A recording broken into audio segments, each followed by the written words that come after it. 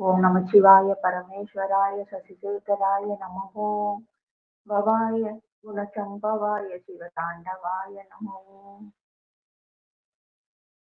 ஓம் சௌம் சரவணபவ ஸ்ரீம் ஹ்ரீம் க்ளீம் க்ளௌம் சௌம் நமக. குருமார்கள் அத்தனை பேருக்கும் எனது வணக்கத்தை தெரிவித்துக் கொண்டு இந்த நிகழ்ச்சியை ஆரம்பிக்கிறேன். குருவருள் ஆன்மீக மையத்திற்கு வந்திருக்கும் அத்தனை ஆன்மாக்களுக்கும் எனது மனங்கழிந்த வணக்கங்கள். ஒரு யோகியின் சுயசரிதம், ஒரு யோகியானவர் இந்த பிரபஞ்சத்தால எப்படி உருவாக்கப்படுறாரு.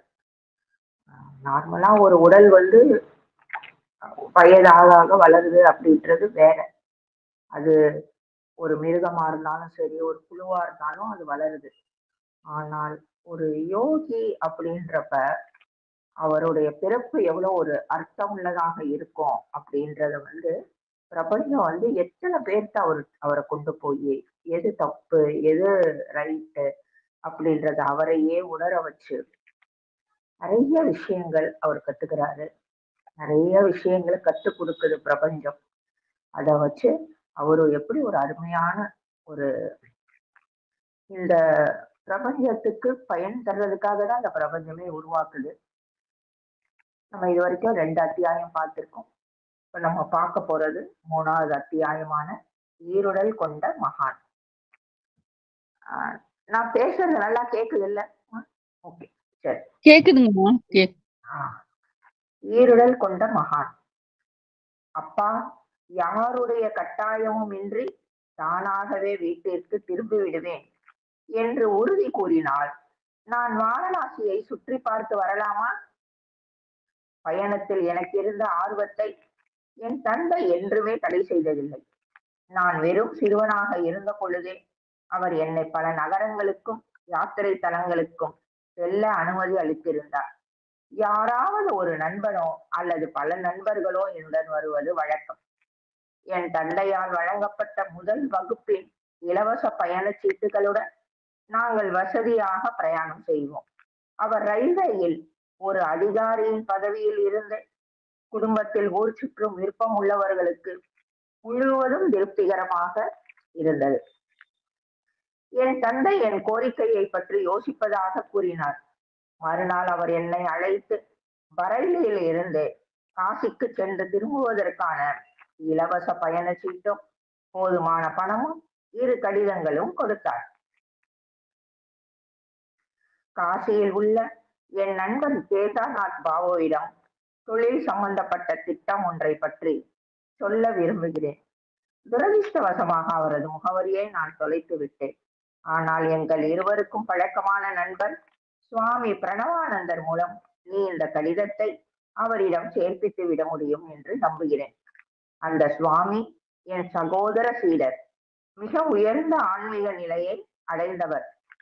அவருடைய சந்திப்பு உனக்கு பயனளிக்கும். இந்த 2வது கடிதம் உன்னை அறிமுகப்படுத்திக் கொள்ள பயன்படும். அவர் தான் இமாலயத்துக்கு போறேன் அப்படின்ட்டு ஓடி ஓடி போயிடுறாரு தானே.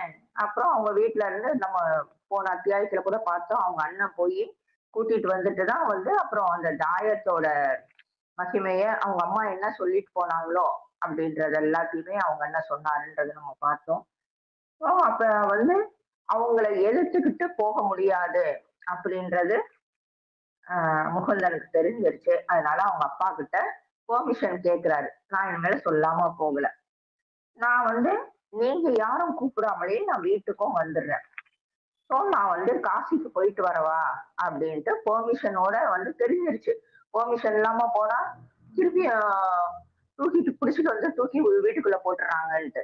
சரி, இது எதுக்கியா வம்பு அப்படின்ட்டு பெர்மிஷன் கேட்டுட்டு அவங்க கிளம்பலாம் அப்படின்னோடனே அவங்க அப்பாவும் ப்ராப்பரா கேட்கறதுனால, ஏன்னா நிறைய அவங்க அப்பா நம்ம ரயில்வேல இருக்காரு, ரயில்வேல ஒரு ஹையர் போஸ்ட்ல இருக்காருன்றத பார்த்தோம். அதனால அவங்களுக்கு எல்லாமே பாஸ் இருக்கும் ரயில்வேல ஒர்க் பண்றவங்களுக்கு. அதை வச்சு அவங்க நிறைய இடம் டிராவல் பண்ண முடியும். அந்த மாதிரி எல்லாம் வசதி இருக்கு. இவருக்கு எப்பயுமே அந்த பிரயாணத்துல ரொம்பவே இன்ட்ரெஸ்ட் ஜாஸ்தி. அதனால எப்பயுமே வந்து முகுந்தன் கூட இந்த பிரயாணம் பண்றப்ப ஒருத்தரோ இல்ல பல நண்பர்களோ சேர்ந்து பயணம் பண்ணுவாங்க. அவங்க அப்பா வந்து அந்த ஃபர்ஸ்ட் கிளாஸ்க்கான டிக்கெட் குடுத்துருவாரு. ஸோ அத வச்சுட்டு அவங்க நிறைய ஊருக்கெல்லாம் போயிருக்கிறாங்க.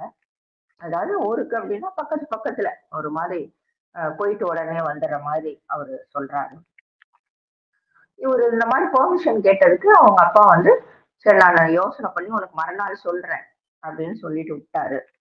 மறுநாள் காலையில ஆஹ் அவருக்கு வந்து டிக்கெட்டு, கொஞ்சம் பணம், 2 லெட்டர் குடுத்துட்டு அவர் சொல்றாரு, காசியில வந்து என்னுடைய ஃப்ரெண்டான கேதார்நாத் பாபு அப்படின்றவரு இருக்காரு. அவர்கிட்ட தொழில் சம்பந்தமாக சில விஷயங்கள்லாம் நான் பேசணும். ஆனா அவருடைய அட்ரஸ நான் தொலைச்சிட்டேன். எங்க 2 பேருக்குமே தெரிஞ்ச ஒரு பொதுவான மனிதராக சுவாமி பிரணவானந்தர் அப்படின்னு ஒருத்தர் இருக்காரு. நீ அதனால அவருடைய அட்ரஸ் எனக்கு தெரியும். நீ அங்க போ. அங்க போய் இந்த லெட்டரை வந்து அந்த கேதார்நாத் பாபுட்ட குடுக்க சொல்லி அந்த சுவாமி பிரணவானந்தர்கிட்ட நீ கொடுத்த அப்படின்னா அவர் வந்து அத வந்து அந்த பொறுப்பை அவர் எடுத்துக்குவாரு. அந்த பிரணவானந்தர் அப்படின்றவர் வந்து என் கூட வந்து சீடரா இருந்தவர். அதாவது சகோதரர், ஒரே ஒரே கிளாஸ் ஸ்டூடெண்ட்னு சொல்லுவோம் இல்லையா, அதே மாதிரி இவர் வந்து அந்த லாகிரி மகாசயர்கிட்ட இவரும் சீடர், அந்த பிரணவானந்தரும் சீடர், முகுந்தனோட அப்பாவும் சீடரா இருந்தவங்க. அப்புறம் ஒரு ஒரு கடிதம் வந்து அந்த கேதார்நாத் பாபுக்கு தொழில் சம்பந்தமாக ஒரு லெட்டர் கொடுக்குறாரு. இன்னொரு லெட்டர் வந்து பிரணவானந்தர்கிட்ட இவர் கொடுக்கறது வந்து ஏன் அப்படின்னா இவர் வந்து என்னாரு அப்படின்னு தெரிஞ்சுக்கிறதுக்காக இது மாதிரி என்னோட பையன் தான் வர்றது அப்படின்ற சொல்றதுக்காக இன்னொரு லெட்டர் கொடுத்து அனுப்புறாரு. அவர் மேலும் கண்களை சிமிட்டியவாறு தொடர்ந்தார். கவனத்தில் வை, இனி வீட்டை விட்டு ஓடும் வேலையே வேண்டாம். நான் என் 12 வயதிற்கே உரித்தான ஆர்வத்துடன் புறப்பட்டேன். எனினும் புதிய காட்சிகளை காண்பதிலும் புது முகங்களை சந்திப்பதிலும் எனக்கு இருக்கும் மகிழ்ச்சியை காலம் ஒரு பொழுதும் குறைத்து விடவில்லை. வாரணாசியை அடைந்ததுமே நான் அந்த சுவாமியின் இல்லத்தை நாடி சென்றேன். முன் வாசல் கதவு திறந்திருந்தது. நான் 2வது தளத்தில் உள்ள நீண்ட தாழ்வாரத்தை போன்ற அறையை நோக்கி சென்றேன். சிறிய உயரமான ஒரு மேடையில் சற்று பருமனான ஒரு மனிதன் கோவணம் மட்டுமே அணிந்து பத்மாசனத்தில் அமர்ந்திருந்தார். அவரது தலையும் சுருக்கம் எதுவும் இல்லாத முகமும் சுத்தமாக அழிக்கப்பட்டிருந்தன. அவரது உதடுகளில் ஒரு தெய்வீக புன்னகை தவழ்ந்து கொண்டிருந்தது. நான் அவருக்கு இடையிலாக நுழைந்து விட்டேனோ என்ற என் தயக்கத்தை போக்கும் வகையில் ஒரு பழைய நண்பரை போன்று அவர் என்னை வரவேற்றார். பாபா ஆனந்த். அந்த பாபா ஆனந்த் அப்படின்ற வார்த்தைக்கு என்ன பொருள் அப்படின்னா, என் நண்பருக்கு ஆனந்தம் உண்டாகட்டும். குழந்தை போன்ற குரலில் அவரது வரவேற்பு மனப்பூர்வமாக இருந்தது. நான் முழந்தாளிட்டு அவரது பாதங்களை தொட்டு வணங்கினேன். தாங்கள் தான் சுவாமி பிரணவானந்தர் அவர்களா? அவர் தலையை அசைத்தார். நீதான் பகவதியின் மகனா? நான் என் சட்டை பையில் இருந்து என் தந்தையின் கடிதத்தை எடுக்கும் முன்னரே அவரது சொற்கள் வெளிப்பட்டன. நான் ஆச்சரியத்துடன் அறிமுக கடிதத்தை அவரிடம் நீட்டினேன். கடிதம் இப்பொழுது தேவையற்றதாகிவிட்டது. நான் கேதார்நாத் பாபுவை உனக்கு அவசியம் கண்டுபிடித்து தருகிறேன். அந்த மகான் அவரது ஞான திருஷ்டியால் என்னை மறுபடியும் ஆச்சரியத்தில் ஆழ்த்தினார். அவர் அக்கடிதத்தை மேற்போக்காக படித்துவிட்டு என் தந்தையை பற்றி சில அன்பான சொற்களை கூறினார். அப்ப இந்த மாதிரி டிராவல் பண்ணி அந்த பிரணவானந்தரை போய் பாக்குறப்ப முகுந்தனுக்கு வயசு 12. அவருக்கு எப்பயுமே அந்த டிராவல்ல வந்து ரொம்ப இன்ட்ரெஸ்ட். இன்னொன்னு, ஒரே மாதிரி முகங்களை பார்த்துக்கிட்டே ஒரே மாதிரி வாழ்க்கை முறை இருந்துச்சுனாலே நமக்கு பொதுவா போர் அடிக்கும். இந்த மாதிரி வந்து டிராவல் பண்றப்ப நிறைய புது புது முகங்கள், அதே மாதிரி இந்த செடி கொடி இந்த நேச்சர் இதெல்லாம் பாக்குறப்ப ஆட்டோமேட்டிக்கா எல்லாருக்குமே ஒரு எனர்ஜி ஜாஸ்தி ஆகும். இவருக்கு இயற்கையாகவே அந்த அதுல எல்லாம் இன்ட்ரெஸ்ட் இருந்திருக்கு. ஸோ அந்த 12 வயதான முகுந்தன் வந்து காசிக்கு போறாரு. காசிக்கு போய் அவர் கொடுத்த அட்ரஸுக்கு போறாரு. அங்க செகண்ட் ஃப்ளோர்ல ஒரு பெரிய வெரண்டா மாதிரி ஒரு இது இருக்கு. அங்க பார்த்தா ஒருத்தர் வந்து நல்ல குண்டாவும் இருக்கார். ஆக்சுவலா அவரு பத்மாசனத்துல உட்கார்ந்துருக்கார். அவரது தலையும் வந்து மொட்டை அடிச்சிருக்காங்க. முகத்திலயும் சுருக்கம் எதுவுமே கிடையாது. உதட்டுல வந்து அப்படி ஒரு அழகான ஆழ்ந்த தெய்வீக புன்னகை. அப்ப இவருக்கு வந்து சங்கடமா இருக்கு. ஐயோ, அவர் ஆழ்ந்த தியானத்துல இருக்கிறப்ப நம்ம உள்ள நுழைஞ்சு டிஸ்டர்ப் பண்றோமோன்னு அப்படி நினைக்கிறப்பயே அவர் என்ன பண்றாரு, கண்ணை திறந்து பாபா ஆனந்த், அதாவது என் நண்பருக்கு ஆனந்தம் உண்டாகட்டும் அப்படின்னு ஒரு நல்வார்த்தை சொல்லி முகுந்தனை வரவேற்கிறார்.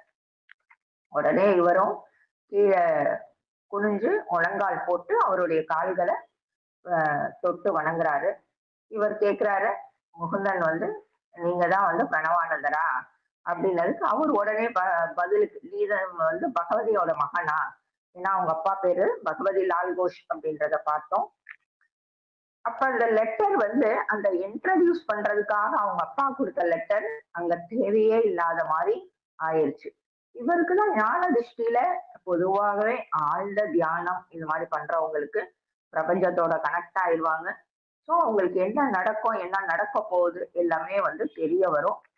அவங்களுக்கு எது தேவையோ அதை மட்டும் அந்த பிரபஞ்சத்துல நடக்கிற விஷயத்துல இருந்து பிக் பண்ணி அதை மட்டும் எடுத்து அந்த ஒரு ஃபுல் வீடியோவை ஓட்டி பாக்குற மாதிரி அவங்க பார்த்துக்குவாங்க. இப்படிதான் வந்து அந்த உயர்ந்த ஆன்மாக்கள் பண்றது. அந்த மாதிரி அவர் ஏற்கனவே பார்த்துட்டாரு. அதனால பகவதியோட பையன் நான் நீயே அப்படின்னு கேட்கிறாரு. கேட்டுட்டு அடுத்து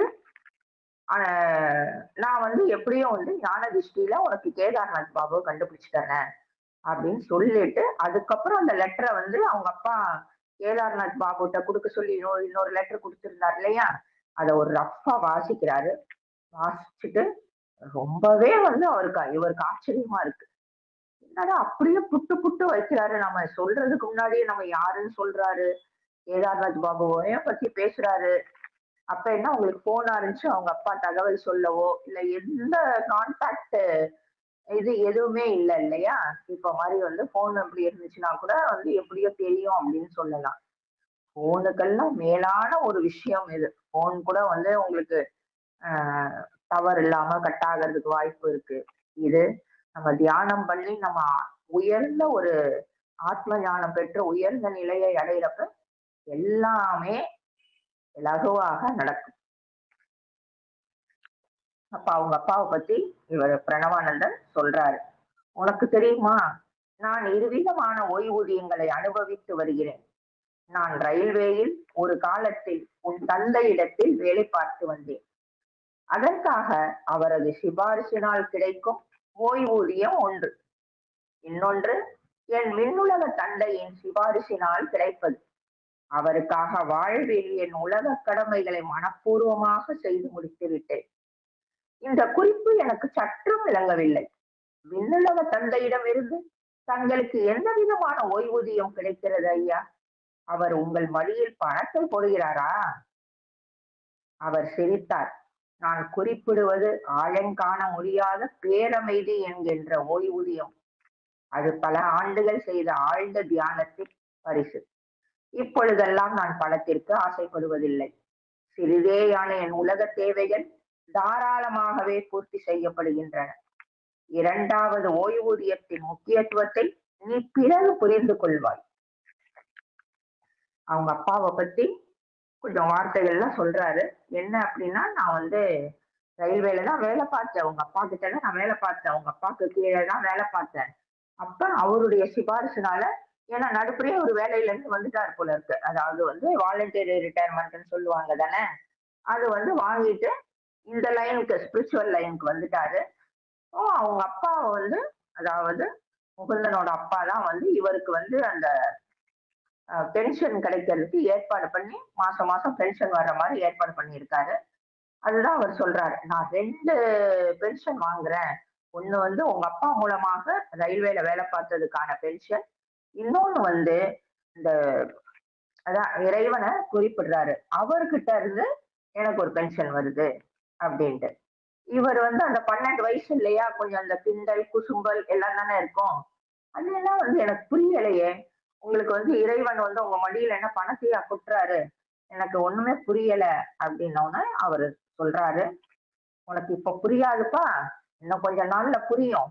நான் வந்து ஆ இறைவன் எனக்கு குடுக்குற ஓய்வூதியம் சொல்றது, ஆழமே காண முடியாத ஒரு அமைதியான ஒரு நிலை. என்ன, அது நான் நெறைய பல ஆண்டுகள் நான் தியானம் செஞ்சதோட விளைவு தான் எனக்கு அந்த ஆழ்ந்த அமைதி கிடைச்சிருக்கு. அந் அதனால வந்து எனக்கு இப்ப பணத்து மேலலாம் ஆசையும் கிடையாது. என்னுடைய தேவை எல்லாம் ரொம்பவே கம்மி. அது அ இயல்பாவே அது வந்து நிறைவேறிருது. அதுக்காக நான் எஃபோர்ட் போடணுன்ற அவசியம் கிடையாது.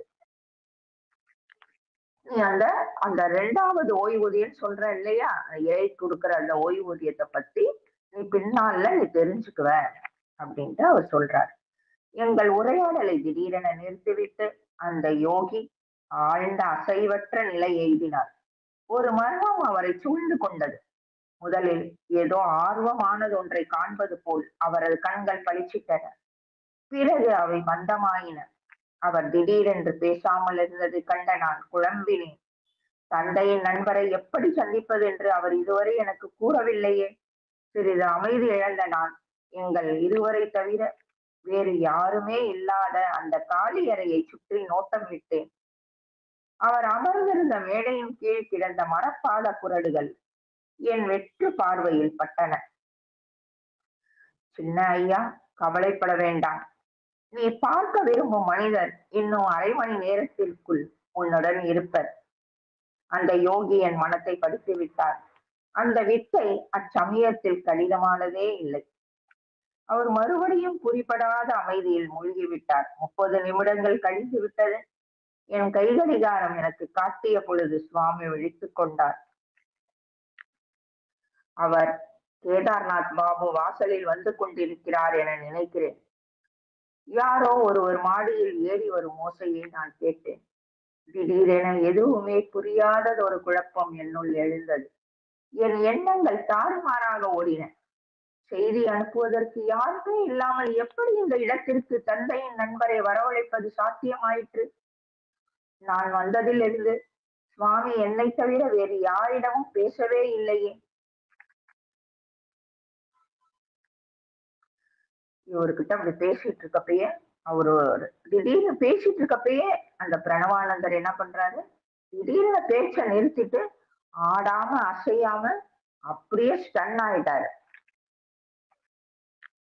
என்ன அவரோட கண்ணு எல்லாம் வந்து திறந்திருக்கு. ஆனா உடல் மட்டும் இருந்தா எப்படி இருக்குமோ, அந்த மாதிரி ஒரு ஆ முகபாவம் அவர பார்க்கிறப்ப தெரியுது.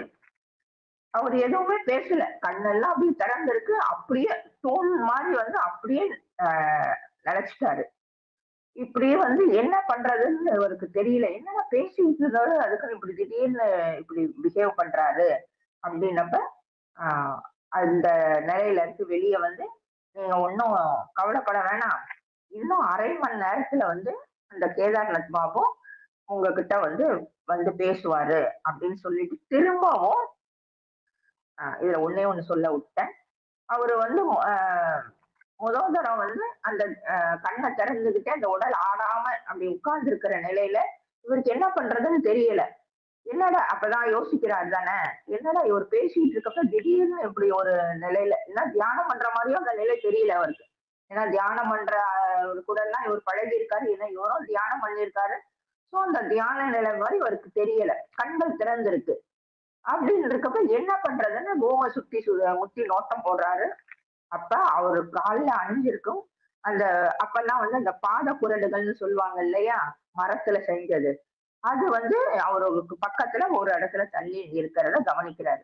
அவ்வளவுதான் கவனிச்சுட்டு அவரு கவனிச்சுட்டு பேசாம இருக்கிறப்பதான் அவரு திரும்பவும் கண்ண திறக்கிறாரு பிரணவானந்தர். இன்னும் 1/2 மணி நேரத்துல வந்து கேதார்நாத் பாபு வந்துருவாரு அப்படின்னு சொல்லிட்டு திரும்பவும் முதல்ல இருந்த அதே நிலைக்கு அவர் போறாரு. கரெக்டா 30 நிமிஷம் ஆயிருது.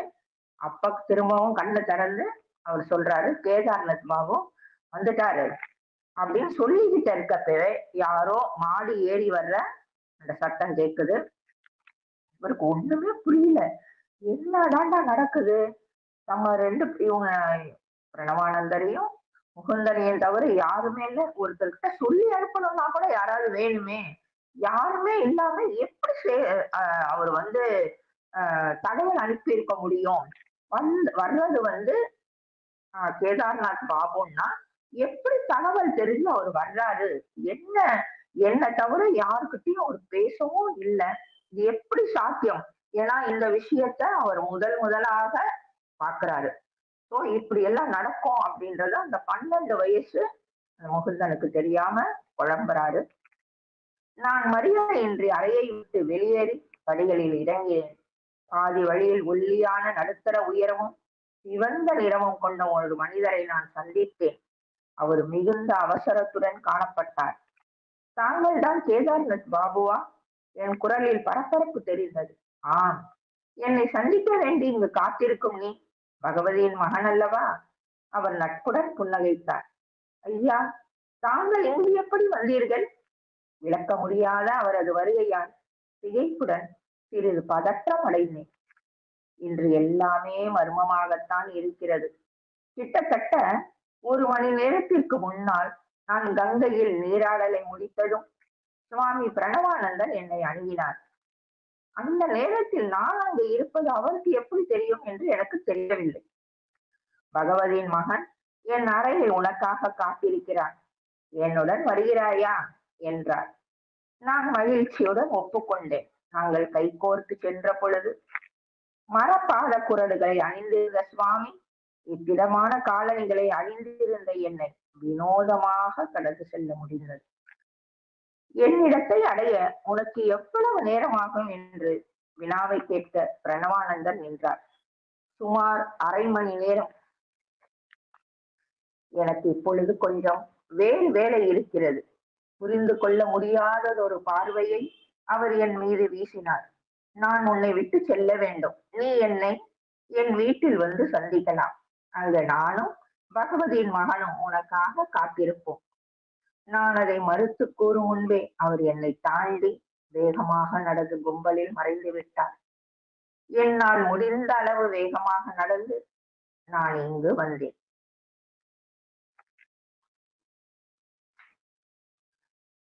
இந்த விளக்கம் என் குழப்பத்தை மேலும் அதிகரிக்கவே செய்தது. அவருக்கு சுவாமியை எவ்வளவு காலமாக தெரியும் என நான் விசாரித்தேன். இவரு வந்து பிரணவானந்தர் சொல்றாரு, கேதார்நாத் பாபு தான் வந்துகிட்டு இருக்காரு அப்படின்னு சொல்றப்பே ஒருத்தர் மாடி ஏறி வர சத்தம் கேக்குது. உடனே இவரால் அந்த 12 வயசு அப்படின்றப்ப வந்து ஒரு கண்ட்ரோல் பண்ண முடியல. ஆனா இவ்வளவு பெரிய ஆச்சரியம் நடக்குது, இன்னும் மர்மமா நடக்குது அப்படின்ட்டு இவர் அவர்கிட்ட வந்து பெர்மிஷன் எல்லாம் கேட்காம பிரணவானந்தர்கிட்ட சட சட சடன்னு அந்த மாடி படியெல்லாம் இறங்குறாரு. அப்ப எதிரில வந்து ஒல்லியா சிவப்பு நிறத்துல ஒருத்தர் ஏறி வர்றாரு. இவரால கண்ட்ரோல் பண்ண முடியல. நீங்க தான் கேதார்நாத் பாபுவா அப்படின்னு இவர் கேக்குறாரு. ஆமா, நான் தான். நீதான் வந்து என்ன பாக்கறதுக்காக வந்திருக்கிற பகவதியோட பையனா அப்படின்னு அவர் கேக்குறாரு. இவர் வந்து திருப்பி முகந்தன், நீங்க எப்படி இங்க வந்தீங்க? எனக்கு ஒண்ணுமே புரியவே இல்லையே. ஆமா, எனக்கும் தான் புரியல. உனக்கு மட்டுமா புரியல? எனக்கும் தான் புரியல. இன்னைக்கு நடக்கிறது அத்தனையுமே மர்மமா தான் இருக்கு. என்னால ஒண்ணுமே புரிஞ்சுக்கவே முடியல. நான் வந்து காலையில வந்து அந்த கங்கையில வந்து குளிச்சிட்டு இருக்கிறப்ப அங்க வந்து பிரணவானந்தர் வந்தாரு.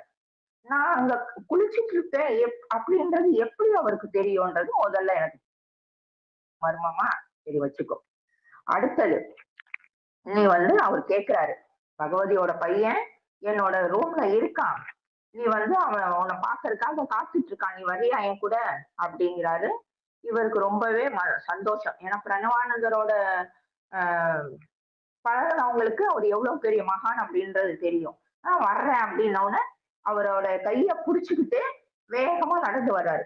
இவர் வந்து கேதார்நாத் பாபு செருப்பு போட்டிருக்காரு. ஆனா பிரணவானந்தர் வந்து அந்த மர பாத குரடுகள் சொல்லுவோம் இல்லையா, அது போட்டிருக்காரு. அது வெயிட்டா இருக்கும் உங்களுக்கு. அது கண்டிப்பா நடக்கிறது கொஞ்சம் கஷ்டம். ஆனா இவரை வந்து ஓவர் டேக் பண்ணி சாமியால் நடக்கிறாரு. எப்படி அப்படி நடக்க முடியுது அப்படின்றது தெரியல எனக்கு. இது 2வது மர்மமா.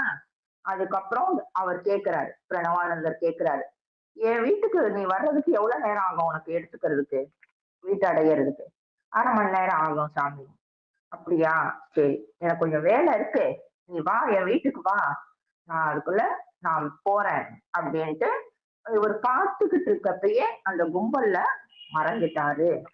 அங்க வந்து நீ என் வீட்டுக்கு வந்தா நானும் பகவதியோட பையனும் உங்ககிட்ட பாக்குறோம் அப்படின்னு சொல்லிட்டு இருக்கப்பயே சரி, இவரு கொஞ்சம் இவருக்கு ஏதாவது வேலை இருந்திருக்கும் போல இருக்கு, நான் அங்க எங்கேயாவது போயிட்டு வரேன் சொல்றதுக்குள்ள அவ்வளவுதான் காத்தா பறந்துட்டாரு அப்படின்ட்டு சொல்றாரு. அவ்வளவுதான். நான் வெறும் வேகமா, ஏன்னா 1/2 மணி நேரம்ன்றது கொஞ்சம் கஷ்டம் போல இருக்கு. ஒரு ரப்பா 1/2 மணி நேரம் சொல்லியிருக்காரு. ஆனா அந்த 1/2 மணி நேரத்துல வந்துடணும் அப்படின்ட்டு நான் வேகமாக நான் நடந்து இங்க வந்திருக்கேன். இதுதான்ப்பா நடந்துச்சு. பாரு எத்தனை நான் சொன்னதுல பாரு எத்தனை விஷயம் வந்து நம்ப முடியாத மாதிரி இருக்கு அப்படின்ட்டு சொல்லிட்டு அவர் முடிக்கிறாரு. வாழ்க வளமுடன். சாம்பரதராம் விஷ்ணு சசிவரணம் சதுர்புஜம் பிரசன்னவதனம் தியாகே சர்வ விக்னோபசாந்தயே. ஓம் நம சிவாய பரமேஸ்வராய சசிசேகராய நம. ஓம் பவாய குணசம்பவாய சிவதாண்டவாய நம. ஓம் ஓம் சௌம் சரவணபவ ஸ்ரீம் க்ரீம் க்ரீ சௌம் சௌம் நமக. ஒரு யோகியின் சுயசரிதம் தொடர்ந்து பார்த்துட்டு இருக்கோம். ஒரு யோகியானவரை இந்த பிரபஞ்சத்துல வாழ்ற அந்த உயிர்வாழினங்களுக்கு இந்த பிரபஞ்சம் எப்படி உருவாக்கி அவங்களுக்கு கொடுக்குது அப்படின்றத தொடர்ந்து பார்த்துட்டு இருக்கோம். நம்ம நேற்று 3வது அத்தியாயம் இப்ப பார்த்துட்டு இருக்கோம். அதாவது ஏருடல் கொண்ட மகான் பிரணவானந்தர். அவர் பிரணவானந்தர் ரொம்ப ஃபேமஸான ஒருத்தர். அவரை தான் வந்து இவர் தரிசிக்கிறாரு. இவர் வந்து பிரணவானந்தர் அவங்க அப்பாக்கே ஃப்ரெண்டு. அதாவது வந்து லாகிரி மகாசயரோட இவங்க 2 பேருமே சீடர்கள்.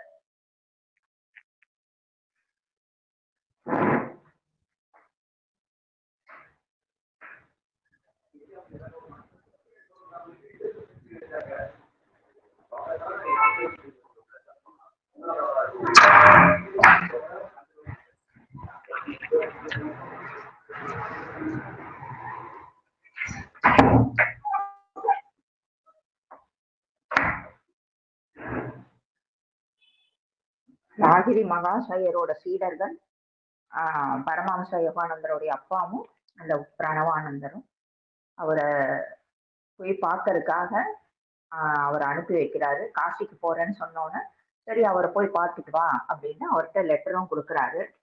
அதுக்காக தான் வர்றாரு. வந்து பிரணவானந்தரை சந்திக்கிறாரு. சந்திக்கிறப்ப இவர் பார்த்துக்கிட்டு இருக்கப்பயே அவர் உடல் ஆடாம அசையாம இருக்கு. ஆனா அவரு போய் அந்த கேதார்நாத் பாபு அப்படின்றவரையும் அவங்க அப்பா சந்திக்க சொல்லியிருந்தாரு தானே, அவரையும் இவருடைய உடல் இங்க இருக்க இன்னொரு உடல்ல வந்து அங்க போய் அவரை பார்த்து இங்க கூப்பிட்டுட்டு வர்றாரு. ரொம்ப ஒரு அற்புதமான ஒரு விஷயத்த நம்ம நேற்று பார்த்தோம். தொடர்ந்து அதை பார்க்கலாம். அந்த ஒரு பிரம்ம அது என்ன சொல்றது, அது ஒரு பிரம்மையிலேயே வந்து முகுந்தன் வந்து உட்கார்ந்து இருக்காரு. இப்படி எல்லாம் நடக்குமா அப்படின்ற மாதிரி. 12 வயசு தான் அப்ப அவருக்கு. ஸோ அப்படி உட்கார்ந்து இருக்காரு.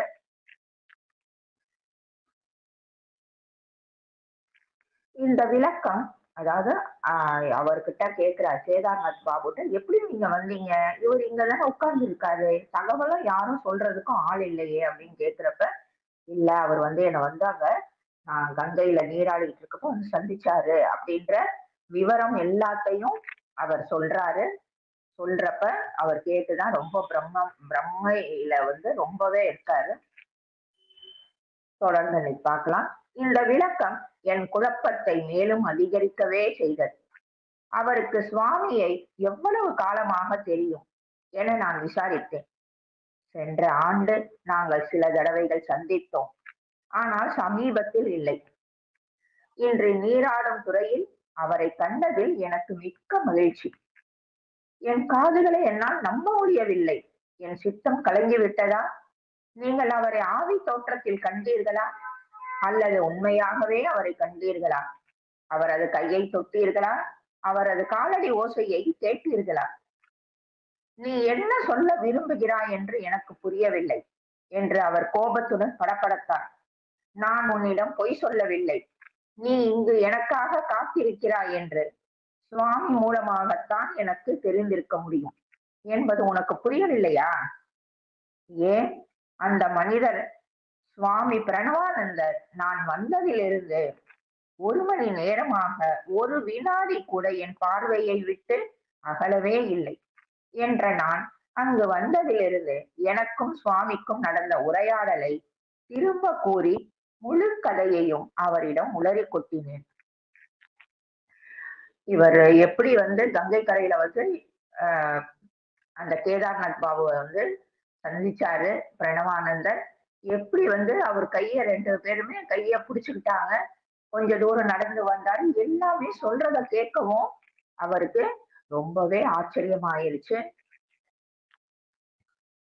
அதுலதான் அவருக்கு ரொம்ப குழப்பமா இருக்கு. என்னன்னா இங்கதானே நம்ம கண்ணு முன்னாடி உட்கார்ந்து இருக்காரு. அப்படி இருக்கிறப்ப இவர் எப்படி கண்ணுக்கு முன்னாடி அசையக்கூட இல்லையே, எப்படி அவரால கேதார் கங்கை கரைக்கு எல்லாம் போயிருக்க முடியும் அப்படின்ட்டு உடனே அந்த கேதார் பாபு கிட்ட கேக்குறாரு. நீங்க எப்ப அவரை பார்த்தீங்க என்ன அப்படின்ட்டு. அதுக்கு அவர் கேதார் பாபு சொல்றாரு, போன வருஷம் நான் ஒரு 2-3 தடவை பார்த்திருப்பேன். ஆனா இந்த வருஷம் அவரை இன்னும் பார்க்கல. இன்னைக்கு அவரை பார்த்ததுல எனக்கு ரொம்ப சந்தோஷம் அப்படின்ட்டு.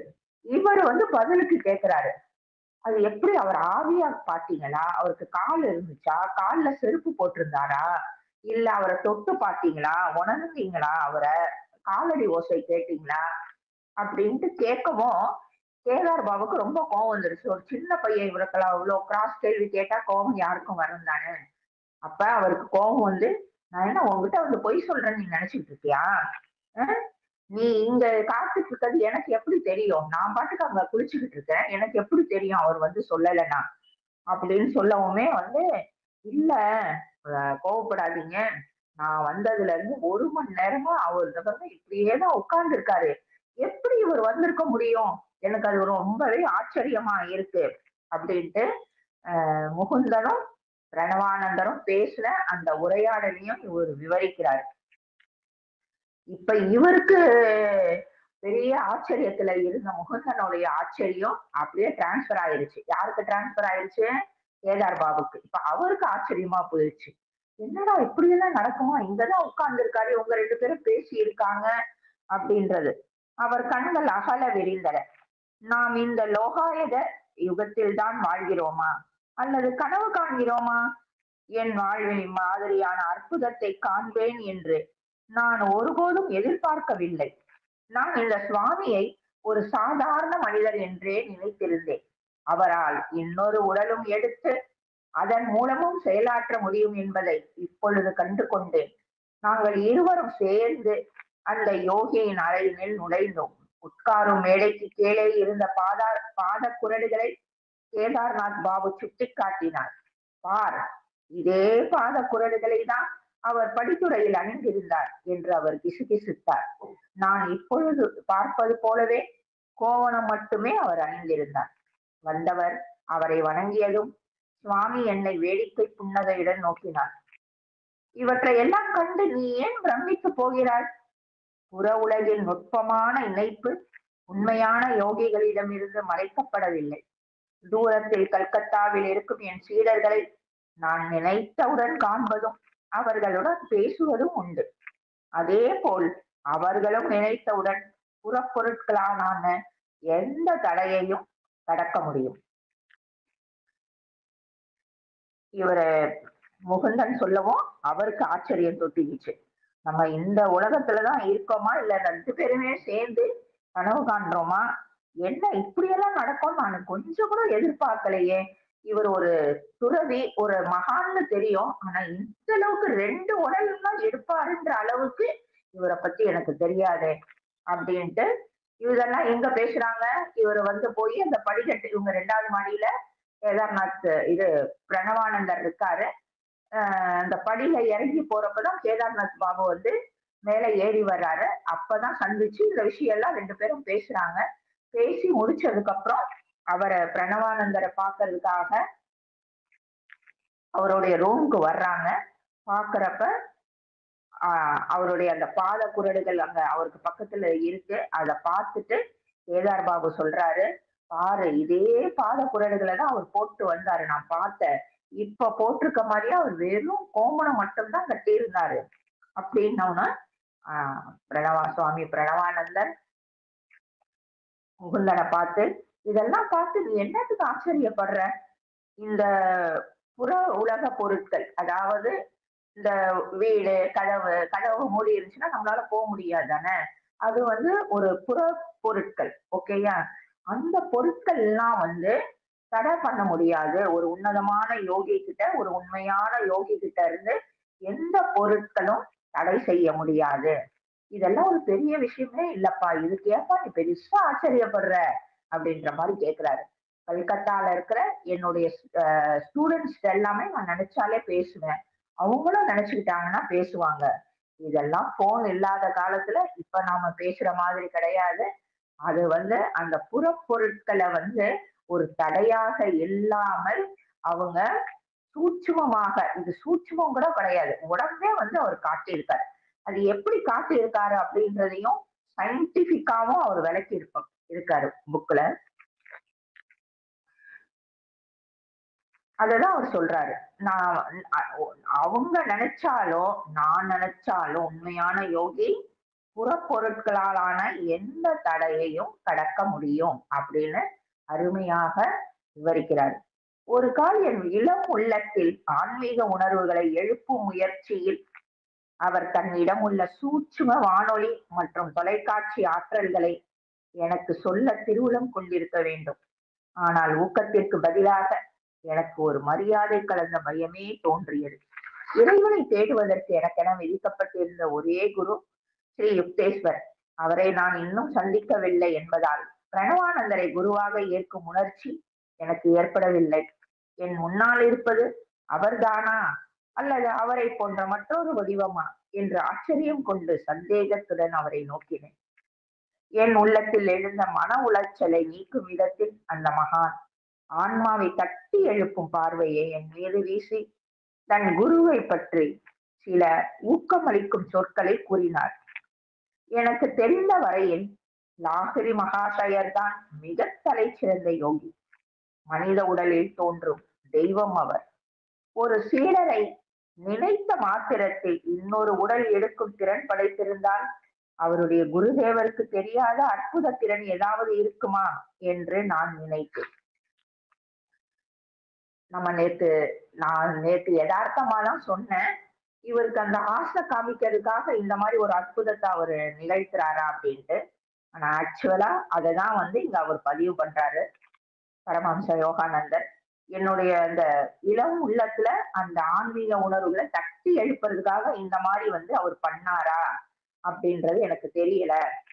ஆனா ஒரு இன்ட்ரெஸ்ட், அதெல்லாம் தெரிஞ்சுக்கணும்ன்ற இன்ட்ரெஸ்டுக்கு பதிலா வந்து அவர்கிட்ட எனக்கு ஒரு மரியாதை கலந்த ஒரு பயம் தான் தோணுச்சு. ஏன்னா அவருக்கு என்ன அப்படின்னா, இப்ப எதிர்ல உட்கார்ந்து இருக்கிறது அவர் நிஜமா, புத்தி அப்படித்தானே போயிடும். உண்மையிலேயே இவர் தானா இல்ல அவருடைய மாய தோற்றமா, இப்படி வந்து அந்த இது வந்து போயிருது. அவருடைய எண்ணம் எல்லாம் இந்த மாதிரி போயிடவும் அவருக்கு ரொம்ப ஆச்சரியமா இருக்கு. சோ அந்த இவருடைய மனக்குழப்பத்தை பிரணவானந்தர் போக்குற விதத்துல அவரு இந்த பார்வையை, ஆன்மாவை தட்டி எழுப்பும் ஒரு தீட்சண்யமான ஒரு பார்வையை அவரு பாக்குறாரு. பார்த்துட்டு அவருடைய குருவை பத்தி சொல்றாரு. அதாவது எதுக்கு அப்ப அந்த நேரத்துல குருவான லாகிரி மகாசயரை பத்தி சொல்றாருன்னா, இவர் ஏதோ வந்து மந்திரவாதி அந்த மாதிரி வந்து ஒரு செகண்ட் இதுல வந்து செகண்டரியா அவரை நினைச்சிட கூடாதுன்றதுக்காக, எனக்கே இப்படி 2 உடல் எடுக்க முடியும் அவசியத்துக்கு அப்படின்னா என்னுடைய குருவான லாகிரி மகாசயரோட திறனை வந்து நீ நினைச்சு பார்த்துக்கோ அப்படின்று அவர் சொல்றாரு. குருவின் உதவி எவ்வளவு ஒப்புயர்வற்றதென்று உனக்கு கூறுகிறேன் கேள். ஒவ்வொரு இரவிலும் இன்னொரு சீடருடன் நான் 8 மணி நேரம் தியானம் புரிவது வழக்கம். பகலில் நாங்கள் ரயில்வே அலுவலகத்தில் பணிபுரிய வேண்டியிருந்தது. என் எழுத்தர் பணியின் கடமைகளை தொடர்வதில் உள்ள இடர்பாடுகளை கண்டு என் முழு நேரத்தையும் இறைவனுக்கே அர்ப்பணிக்க விரும்பினேன். விடாமுயற்சியுடன் 8 ஆண்டுகள் பாதி இரவுகளை தியானத்திலேயே கழித்தேன். எனக்கு கிடைத்த பலன்கள் அற்புதமானவை. மிகப்பெரிய ஆன்மீக தரிசனங்கள் என் உள்ளத்தை ஒளிமயமாக்கின. ஆயினும் ஒரு சிறு திரை எனக்கும் பரமாத்மாவுக்கும் இடையே எப்பொழுதும் இருந்து கொண்டே இருந்தது.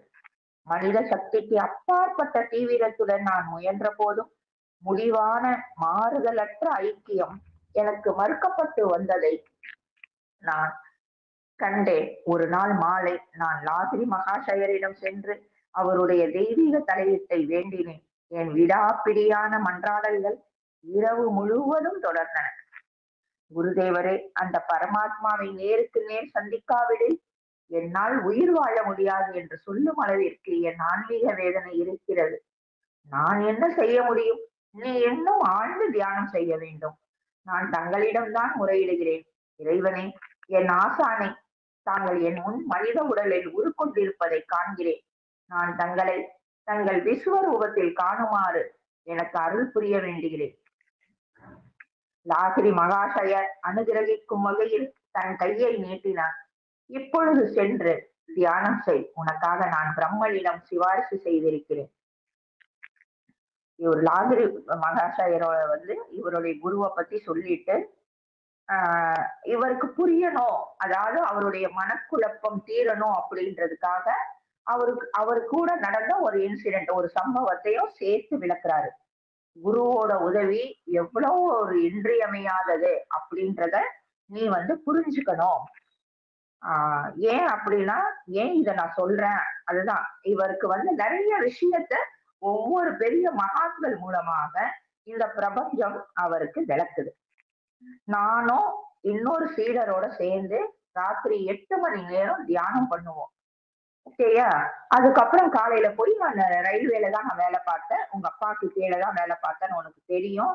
நான் அங்க கிளர்க்கா வேலை பார்த்தேன். கிளர்க்கா எழுத்தரா வேலை பார்த்தேன். அதுல என்னால கவனம் செலுத்த முடியல. பாதி தூக்கம் கிடையாது.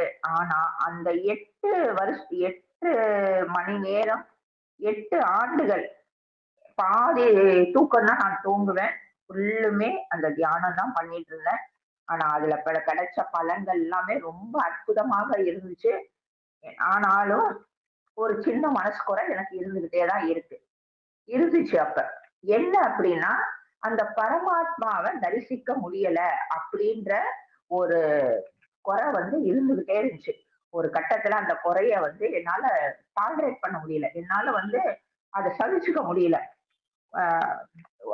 லாகிரி மகாசயர்கிட்ட போய் குருதேவா, அந்த பரமாத்மாவை நான் நேருக்கு நேர் பார்க்கணும். அதுக்கு உங்க ஹெல்ப் வேணும். அதுக்கு அவரும் அப்படியே பிடிக்காம பேசுறாரு. போய் இன்னும் கொஞ்சம் தியானம் பண்ணுன்னா நீதான் எஃபர்ட் போடணும் அப்படின்ட்டு. இல்ல நீங்க நினைச்சா உங்களால செய்ய முடியும். எனக்கு கண்டிப்பா அவரை தரிசிக்கணும். இதுக்கு மேல என்னால ரொம்ப எனக்கு ஆத்தாமையா இருக்கு. அதனால ப்ளீஸ் நீங்க எனக்கு ஹெல்ப் பண்ணுங்க அப்படின்னு ரொம்ப ஒரு மன்றாடுறாரு. அதுக்கப்புறம் லாகிரி மகாசயர் அவர் கையை தூக்கி ஆசீர்வாதம் பண்ணவுடனே, நீ போய் இப்ப தியானம் பண்ணு. நான் பிரம்மா அந்த பிரம்மன்ட்ட சிபாரிசு செஞ்சிருக்கேன் அப்படின்ட்டு சொல்றாரு. அவ்வளவுதான். இவருக்கு அப்படியே சந்தோஷத்துல அப்படியே பொங்குது. ஒரு வீட்டுக்கு போய் ஃபுல்லுமே தியானத்துல இருக்காரு. அப்ப அவர் என்ன எதிர்பார்த்தாரோ அந்த இது கிடைச்சிருச்சு அவருக்கு. அந்த தரிசனம் கிடைச்சிருச்சு. அதுல இருந்துதான் நான் அந்த ஆன்மீக ஓய்வூதியம் அவர் நேற்றே குறிப்பிட்டிருப்பாரு இல்லையா, 2 ஓய்வூதியத்தை நான் வாங்குறேன்ட்டு. அன்னையில இருந்து எனக்கு ஆன்மீக ஓய்வூதியமும் கிடைச்சுக்கிட்டு இருக்கு. அந்த அன்னைக்கு ஆரம்பிச்ச அந்த இறையோட அந்த ஒளி என் கண்ணுக்கு முன்னாடியே தான் இருக்கு. அந்த ஒளியவே இல்லை, அதாவது மறைஞ்சு போகல அப்படின்னு சொல்றாரு. அப்ப அந்த பிடிபடல. அவருக்கு எல்லாம் நம்ம பண்றோம். ஆனாலும் ஏன் அவருக்கு ஒரு குறை இருந்துச்சுன்னா, அந்த அந்த இலையானது, அந்த ஒளியானது, அந்த செகண்ட் வந்துட்டு அப்படியே மறைஞ்சிருது. அத அவரால முழுசா தரிசிக்க முடியலையே அப்படின்ற ஆத்தாம தான் அவருக்கு நிறைய இருந்துச்சு. அததான் இங்க பதிவு பண்றாரு. சோ அத பாக்குறது ரொம்பவே தேவையா இருந்துச்சு. குரு குரு உதவி பண்ணவும் அன்னையில இருந்து அந்த இறையோட தரிசனத்தை நான் பார்த்துக்கிட்டே தாயா இருக்கேன். எனக்கு அன்னையில இருந்து ஆன்மீகத்துக்கான ஓய்வூதியமானது கிடைச்சுக்கிட்டே தான் இருக்கு. பிரணவானந்தருடைய முகம் தெய்வீக ஒளியால் நிறைந்து விளங்கியது. மறு உலகத்தை சார்ந்த ஒரு பேரமைதி என் உள்ளத்தில் புகுந்தது. பயமெல்லாம் ஓடி மறைந்தது. அந்த யோகி இன்னொரு ரகசிய செய்தியையும் எனக்கு கூறினார். சில மாதங்கள் கழித்து நான் லாகிரி மகாசயரிடம் திரும்பி சென்று அளவற்றதொரு பரிசை எனக்கு அருளியதற்காக நன்றி கூற முயன்றேன். பிறகு இன்னொரு செய்தியை குறிப்பிட்டேன். குருதேவா, என்னால் அலுவலகத்தில் இனி வேலை செய்ய முடியாது. தயவு செய்து என்னை விடுவிக்க வேண்டுகிறேன். பிரம்மன் தொடர்ந்து என்னை பரவச நிலையிலேயே வைத்திருக்கிறார். உன் கம்பெனியில் இருந்து ஓய்வூதியம் கேட்டு விண்ணப்பம் செய். என் பணியிலிருந்து இவ்வளவு சீக்கிரம் ஓய்வு பெறுவதற்கு என்ன காரணம் நான் கொடுக்க முடியும்? உனக்கு தோன்றுவதை சொல். மறுநாள் நான் என் விண்ணப்பத்தை அனுப்பினேன். உரிய காலத்திற்கு முன்பே நான் ஓய்வு கோரியதற்கான காரணங்களை மருத்துவர் விசாரித்தார். வேலை செய்யும் பொழுது என் முதுகு தண்டில் பேராற்றல் உள்ள ஒரு உணர்கிறேன். அது என் உடல் முழுவதும் பரவி என் கடமைகளை இயற்ற என்னை தகுதி இல்லாதவனாக ஆக்கிவிடுகிறது. அடுத்த கேள்வி எதுவுமே இன்றி அந்த மருத்துவர் என் ஓய்வூதியத்திற்கு வெகுவாக பரிந்துரை செய்தார். விரைவிலேயே அது எனக்கு கிடைத்தது. லாகிரி மகாசயரின் தெய்வீக விருப்பம் அம்மருத்துவர் மற்றும் உன் தந்தை உள்பட ரயில்வே அதிகாரிகள் மூலமாக இயங்கிற்று என்பதை நான் அறிவேன். தாமாகவே அவர்கள் அந்த மகாகுருவின் ஆன்மீக உத்தரவிற்கு கீழ்ப்படிந்து என்னை இறைவனுடன் இடைவிடாது தொடர்பு கொள்ளக்கூடிய ஒரு வாழ்விற்காக விடுதலை செய்தார்கள். அசாதாரணமான இந்த நிகழ்ச்சியை கூறிய பிறகு சுவாமி பிரணவானந்தர் மீண்டும் நீண்ட அமைதியில் ஆழ்ந்து விட்டார். நான் அவர் பாதங்களை தொட்டு மரியாதையுடன் வணங்கி விடை பெறும் பொழுது அவர் எனக்கு ஆசி கூறினார். உன் வாழ்க்கை துறவு மற்றும் யோக மார்க்கத்திற்கு உரியது. பின்னால் உன் தந்தையுடன் நான் உன்னை மறுபடியும் சந்திப்பேன். வருடங்கள் செல்ல செல்ல அவரது இரு ஆருடங்களும் நிறைவேறின. இருள் கவிய தொடங்கும் பொழுது கேதார்நாத் பாபு என்னுடன் நடந்தார். நான் தந்தையின் கடிதத்தை கொடுத்ததும் அதை அவர் தெரு விளக்கின் வெளிச்சத்தில் பதித்தார். உன் தந்தை அவருடைய ரயில்வே கம்பெனியின் கல்கத்தா அலுவலகத்தில் நான் ஒரு பதவி ஏற்க வேண்டும் என்று விரும்புகிறார். சுவாமி பிரணவானந்தர் அனுபவிக்கும் ஓய்வூதியங்களில் ஒன்றையாவது எதிர்பார்த்தல் எவ்வளவு மகிழ்ச்சி தரக்கூடியது. ஆனால் அது இயலாது. நான் காசியை விட்டு கிளம்ப முடியாது. அந்தோ அந்த இரு உடல்களை அணியும் திறனை நான் இன்னும் பெறவில்லையே.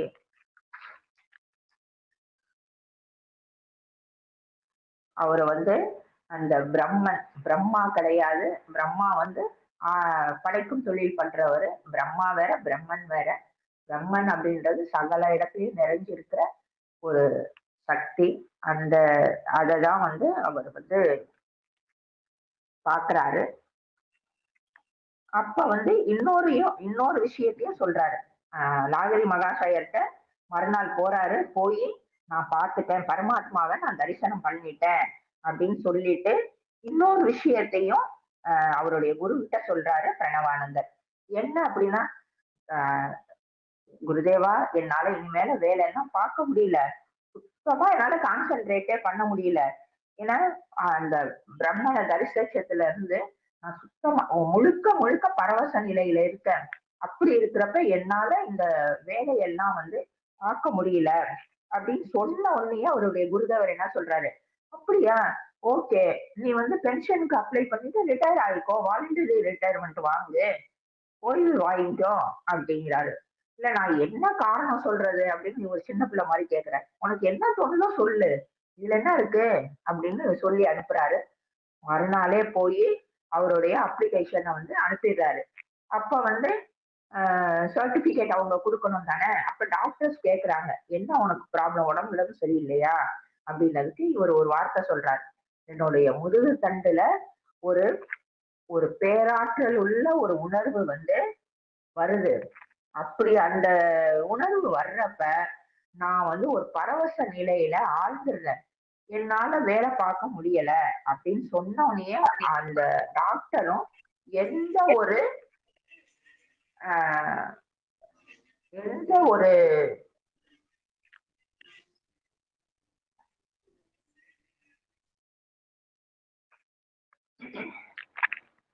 எந்த ஒரு மறுப்பும் இல்லாம அவருக்கு ஓகே சொல்லிடுறாரு. அதே மாதிரி அவர் மட்டும் இல்ல, அப்புறம் ரயில்வே அதிகாரிகள்ட்டையும் அவர் சொல்லணும் தானே.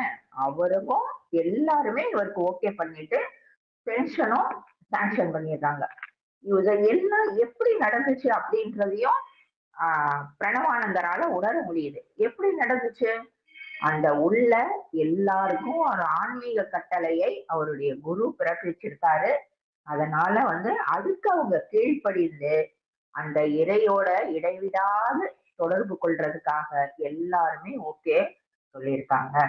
இந்த ஒரு அசாதாரணமான நிகழ்ச்சி தானே இது. திரும்பவும் இது அப்படியே அனுபவிக்கிறப்ப திரும்பவும் அந்த பிரணவானந்தன் இவருக்கு இந்த கதையெல்லாம் சொல்லி முடிச்சோட திரும்பவும் நீண்ட ஒரு இதுக்கு போயிட்டாரு அவர். ஒரு போய் அப்புறம் திரும்பவும் கண்ணை திறந்து உன்னுடைய வாழ்க்கை யாரை பார்த்து சொல்றாரு? முகுந்தனை பார்த்து, உன்னுடைய வாழ்க்கை வந்து துறவு எல்லாமே யோக மார்க்கத்துக்கு உரியது. ஏன்னா நீ அதை மறந்துடாத. பின்னால அதாவது கொஞ்ச நாள் கழிச்சு நான் வந்து உங்க அப்பாவோட வந்து உன்னை நான் பார்ப்பேன் அப்படின்ட்டு சொல்றாரு. இது ரெண்டுமே அவருடைய வாழ்க்கையில நடந்துச்சு. ஸோ அன்னைக்கு காலையில போறாரு, நைட்டு வரைக்கும் இதெல்லாமே நடக்குது. ஒரு சாயந்தர நேரத்துல வந்து கேதார்நாத் பாபுவோட இவரும் வந்து அவருக்கு வந்து வணக்கம் சொல்லிட்டு வெளியே வர்றாரு. வெளியே வந்து கேதார்நாத் பாபு கிட்டயே ஒரு லெட்டர் கொடுக்க சொல்லி அவங்க அப்பா கொடுத்திருந்தாரு தானே, அத அவர் படிக்கிறாரு. படிக்கிறப்ப அந்த லெட்டர்ல வந்து கல்கட்டால வந்து ஒரு பிரான்ச் ஓபன் பண்ண போறேன் ரயில்வேக்காக, அதுல வந்து நீ ஜாயின் பண்ணு அப்படின்ட்டு அவர் சொல்றாரு. அதுக்கு இவர் கேதார்நாத் பாபு சொல்றாரு, இல்ல என்னால எல்லாம் எங்கேயும் காசியை விட்டு எங்கேயும் வர முடியாது. இவர் சாதாரணமான ஒரு நினைச்ச பாரு, ஒரு நிமிஷத்துல வந்து இங்கேயே இருந்திருக்காரு, உன் கண்ணு முன்னாடியே இருந்திருக்காரு, என்கிட்ட வந்து பேசிட்டு என் கைய பிடிச்சு நடந்து வர்றாரு. இவரெல்லாம் விட்டுட்டு இவர் அளவுக்கெல்லாம் என்னால வர முடியாதுதான். ஆனா இவரு கூட இருக்கிற அந்த பாக்கியத்தை விட்டுட்டு நான் வேலை பார்க்கறதுக்கெல்லாம் வர முடியாது. இந்த அளவுக்கு நான் வருவேன்னு எனக்கு தெரியலையேன்ட்டு அவர் சொல்றாரு. இதோட இந்த அத்தியாயம் ஈருடல் கொண்ட மகான் அந்த அத்தியாயம் முடியுது. அடுத்த அத்தியாயம் 4 என் தடைப்பட்ட இமய பயணம் அப்படின்றது. வாழ்க வளமுடன்.